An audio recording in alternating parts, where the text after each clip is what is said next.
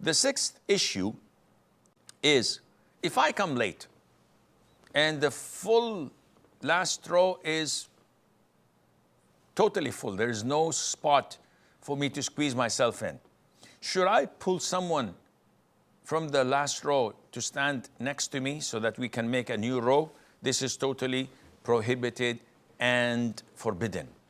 You would distract this person, you're pulling him, and he may resist you, he may fight you.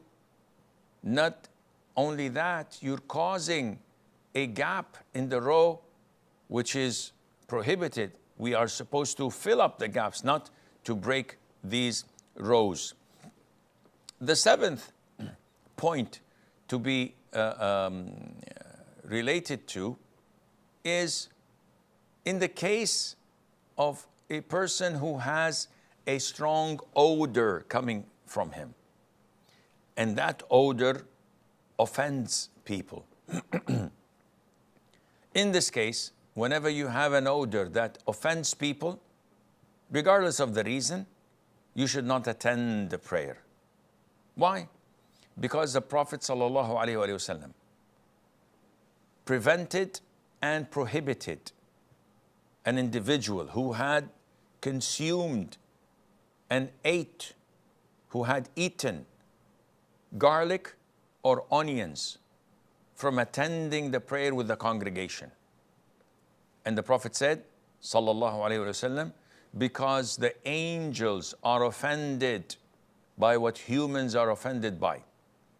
And we know this. When we're standing in prayer and someone next to us has onion or garlic odor and smell coming out from him, we are offended and we could barely breathe.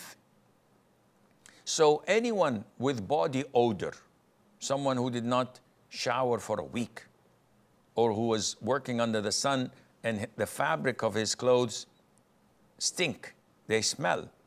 Someone who smokes and you can find this odor coming out of him, he should not pray with the congregation until he showers and changes his clothes so that he would not offend others. And finally, a common mistake that some of the laymen may do is when they're at the comfort of their homes and they see on their TV screens the prayer of Maghrib or Isha in the Haram area in Mecca. And they are so in love with what they see. So when they see the Imam and the Muslims are praying, they start Allahu Akbar and praise behind them. This is not permissible. Why? They're praying live and I'm praying behind them. First of all, this is in a different country. No, Sheikh, I'm in Mecca. Okay.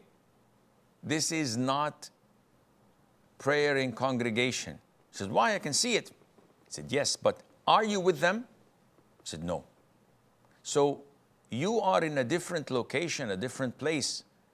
Therefore, you can't be considering yourself to be in the masjid, nor in the vicinity of your masjid. So if I'm in my hotel room and I pray on my own behind the Imam of Haram, though the Haram is in front of me, my prayer is invalid because I'm not with the congregation. Unlike if we are a group of Muslims in the masjid of the hotel overlooking the Haram and we can see the rows and we hear the Imam, this is a different story altogether, and that would be acceptable, though it's not the best scenario, but it's still acceptable, and Allah Azza wa Jal knows best. وصلى الله وسلم وبارك على نبينا محمد.